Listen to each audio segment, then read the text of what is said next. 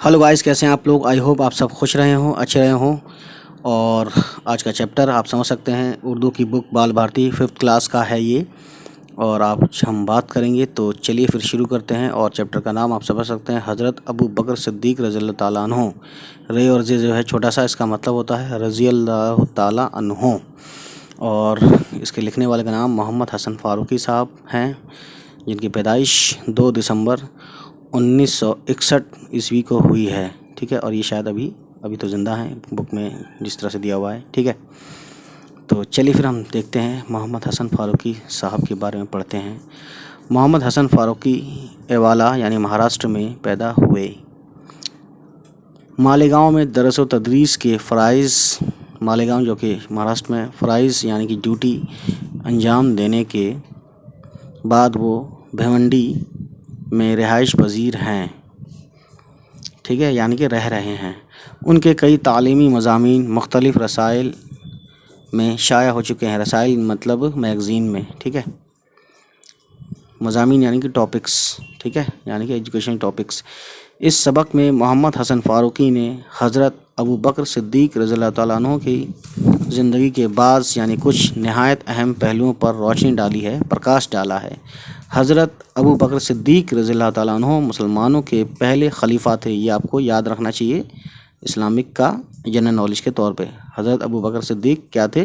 पहले खलीफा रहे हैं। ठीक है, आप हुजूर के अज़ीज़ दोस्त होने के साथ साथ रिश्तेदार भी थे, यानी हमारे प्यारे नबी के दोस्त भी थे और रिश्तेदार भी थे, है ना। आपकी सखावत यानी कि सच्चाई और शरीफाना ज़िंदगी, जुर्रत, इंसाफ और इल्म व दानाई के वाक़यात तारीख़ में मशहूर हैं। तारीख़ मतलब बोलते हैं हिस्ट्री में मशहूर हैं, हिस्ट्री में फ़ेमस हैं। ठीक है, तो देखिए थोड़ा सा बढ़ाते हैं इसको आगे। हज़रत अबू बकर सिद्दीक़ रज़ियल्लाहु ताला अन्हु मक्के में 571 ईस्वी में पैदा हुए, यानी मक्का शहर नबी के शहर में हुए। वो कपड़े की तिजारत करते थे, यानी बिज़नेस करते थे। अच्छे अखलाक की वजह से लोग उनकी बहुत इज़्ज़त करते थे, है ना। अच्छे अखलाक यानी कि वेल मैनर्स और एटिकेट्स। इस्लाम कबूल करने से पहले भी वो शिर्क और शराब नोशी को बुरा जानते थे, यानी शराब पीना गलत समझते थे, शिर्क गलत समझते थे। ठीक है, अब देखिए, समझ गए आप, शराब नोशी यानी कि शराब पीना नहीं पीते थे, मतलब, है ना। जब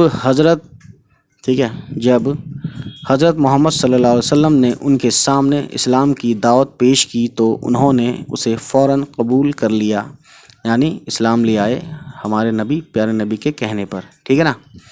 तो देखिए इसमें, उसके बाद वो तन मन धन से दीन को फैलाने में लग गए, यानी इस्लाम को। उस ज़माने में अरब में ग़ुलामी का रिवाज था, यानी सर्वेंट्स वगैरह बेचे ख़रीदे जाते थे। बहुत से ग़ुलाम इस्लाम में दाखिल हो गए थे, इसलिए उन्हें अपने मालिकों यानी जिन्होंने उनको ख़रीदा था के जुल्म का सामना करना पड़ता था, है ना। यानी जो लोग उनको ख़रीद कर लाए थे कहीं से बाज़ार वगैरह में बाकायदा, तो उन सर्वेंट को परेशान करते थे, क्योंकि वो एक नया मज़हब आया था और वो उसको पसंद नहीं करते थे कि ये फैले। उन ग़ुलामों में हज़रत बिलाल भी शामिल थे। बिलाल, हज़रत बिलाल रज़ियल्लाहु ताला अन्हु पहले मतलब दुनिया के इंसान हैं जो जन्नत में उनका पहला कदम जाएगा, आप समझ लीजिए इस तरह से। ठीक है, हज़रत बिलाल, ठीक है ना। और ये हबशी थे, यानी कि अफ्रीकन ब्लैक। एक दिन हज़रत अबू बकर दोपहर के वक्त रास्ते से गुज़र रहे थे। उन्होंने देखा कि हज़रत बिलाल के आका ने, यानी हज़रत बिलाल के मालिक ने उन्हें तपती रेत पर लिटा दिया है, यानी सुला दिया है, और उनके सीने पर बड़ा सा पत्थर रख कर धमकी दे रहा है कि इस्लाम छोड़ दे वरना तुझे तड़पा कर मार डालूँगा। वो रोज़ाना हज़रत बिलाल को इसी तरह तकलीफ़ें देता था। ठीक है, हज़रत अबू बकर इस दर्दनाक मंज़र को किताब ना ला सके, यानी उन्हें बहुत बुरा लगा, बर्दाश्त नहीं हुआ उनसे। तो देखिए क्या किया उन्होंने, बहुत इंटरेस्टिंग बात है। उन्होंने इस जालिम आका से हज़रत बिलाल को ख़रीद कर आज़ाद कर दिया, यानी उनसे ख़रीद कर और आज़ाद कर दिया, क्योंकि उसने ख़रीदा था कहीं से। इसी तरह उन्होंने ऐसे बहुत से ग़ुलाम ख़रीद कर आज़ाद किए, यानी कि उन्होंने इसी तरह से जैसे बिलाल को ख़रीद कर आज़ाद किया, वैसे ही और भी लोगों को आज़ाद किया ताकि वो उन पर जुल्म ना करें। ठीक है, ظلم سے بچانے کے لیے۔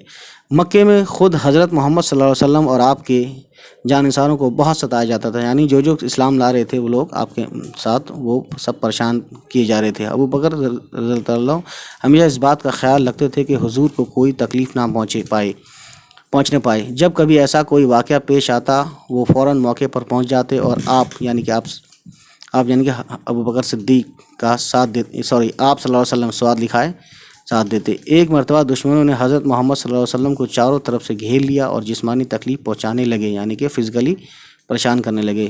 کسی میں ان کو روکنے کی ہمت نہ تھی، لیکن حضرت ابو بکر نے اپنی جان کی پرواہ نہ کی، دشمنوں کے مجموعہ میں گھس گئے اور حضور کو ان کے درمیان سے نکال لائے، ٹھیک ہے، یعنی وہاں جہاں ان کو پریشان کیا جاتا ہے۔ جب مکہ والوں کا ظلم اور زیادتی، ٹھیک ہے، بڑھتی گئی تو اللہ کے حکم سے حضرت محمد صلی اللہ علیہ وسلم نے مکے سے ہجرت کا ارادہ کیا۔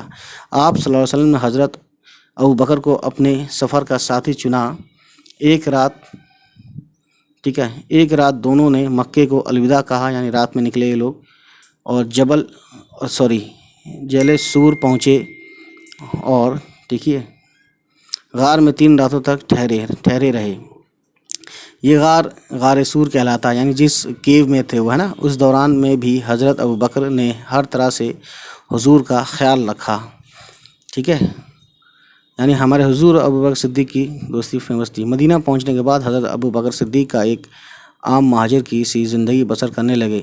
مدینہ میں ایک مسجد تعمیر کرنی تھی، جس کے لیے حضور نے زمین کا ایک ٹکڑا پسند کیا۔ حضرت ابو بکر نے نہ صرف اس کی قیمت ادا کی بلکہ خود سرور عالم کے ساتھ مسجد بنانے میں شریک رہے۔ ایک مرتبہ دشمنوں سے مقابلہ کے لیے کثیر رقم کی ضرورت، یعنی بہت زیادہ پیسوں کی، ٹھیک ہے، تو حضرت محمد صلی اللہ علیہ وسلم نے اپنے ساتھیوں سے مدد کرنے کے لیے کہا۔ اس نیک کام میں ہر ایک نے بڑھ چڑھ کر حصہ لیا۔ حضرت ابو بکر اپنے گھر کا سارا سامان و اسباب اٹھا لائے، ٹھیک ہے نا، اور حضور کے یعنی کہ سارے سامان کچھ چھوڑا ہی نہیں انہوں نے، اور حضور کے قدموں میں ڈال دیا۔ آپ صلی اللہ علیہ وسلم نے پوچھا، ابو بکر تم نے اپنے گھر والوں کے لیے کیا چھوڑا؟ انہوں نے جواب دیا، ان کے لیے اللہ اور اس کا رسول کافی ہیں۔ اخیر عمر میں حضرت محمد صلی اللہ علیہ وسلم بہت بیمار ہو گئے۔ نماز پڑھانے کے لیے مسجد میں آنے کی بھی طاقت آپ صلی اللہ علیہ وسلم میں نہ رہی۔ حضرت عائشہ کے ذریعے آپ نے حضرت ابو بکر صدیق کو حکم دیا کہ وہ نماز پڑھائیں۔ حضرت ابو بکر صدیق رضی اللہ عنہ حضور کی بات کیسے ٹال دیتے، سمجھ رہے ہیں؟ چنانچہ حضرت محمد صلی اللہ علیہ وسلم کی جگہ انہوں نے مسجد نبوی میں 3 دن نماز پڑھائی۔ حضرت محمد صلی اللہ علیہ وسلم کے وصال یعنی کہ انتقال کے بعد مسلمانوں نے حضرت ابو بکر کو اپنا خلیفہ بنایا، یعنی ایک طرح سے اسلامک بادشاہ۔ اس وقت انہوں نے مسجد میں بڑی اثر انگیز تقریر کی، یعنی جس کا ایفیکٹ یا جس کا اثر ہو۔ انہوں نے فرمایا، اے لوگوں، میں تمہارا حاکم بنایا گیا ہوں، لیکن تم سے بہتر نہیں ہوں، یعنی تم سے اچھا نہیں ہوں میں، اگر میں بادشاہی کیوں نہ ہوں، ٹھیک ہے۔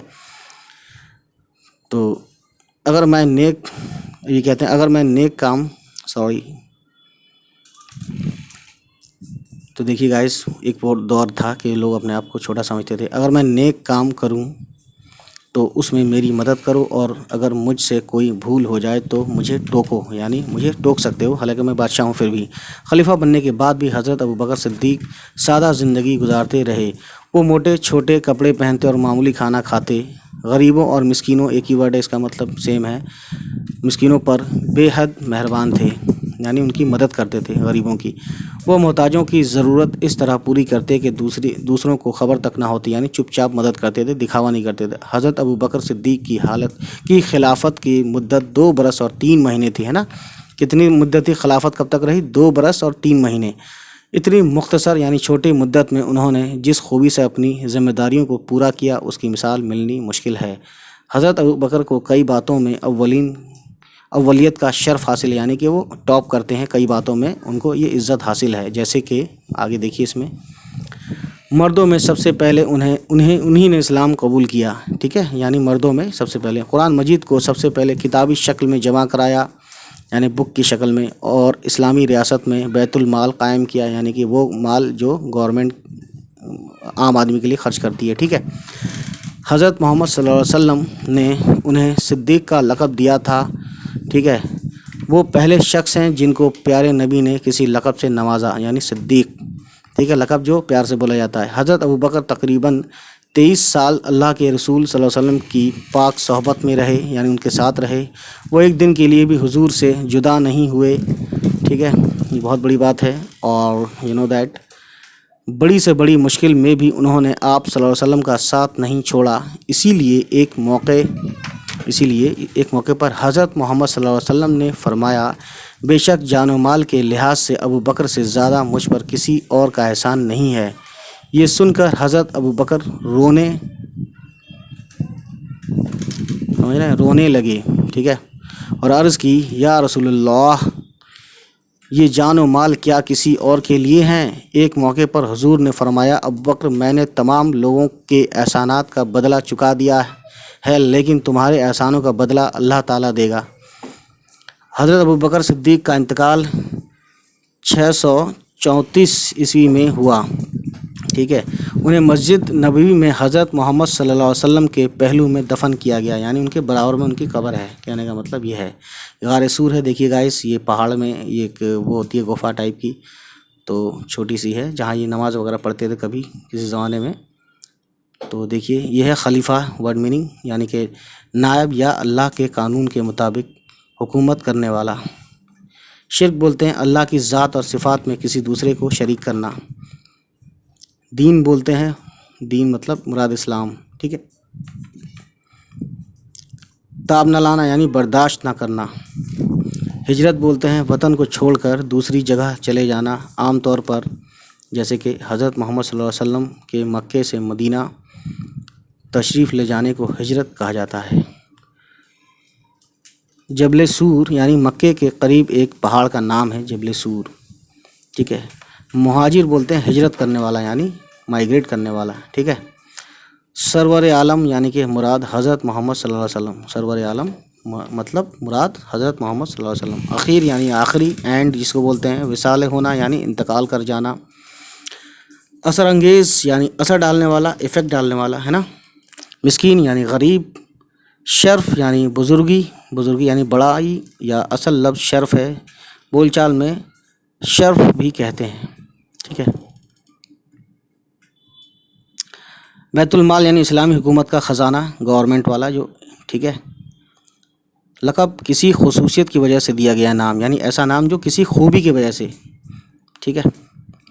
تو گائس یہ تھی چیپٹر آج کی، اور ٹھیک ہے، بک کا نام بال بھارتی اردو کلاس 5۔ چلیے پھر ہوگی ملاقات آپ سے ہماری۔ بائے بائے، خدا حافظ، اللہ حافظ، ٹیک کیئر۔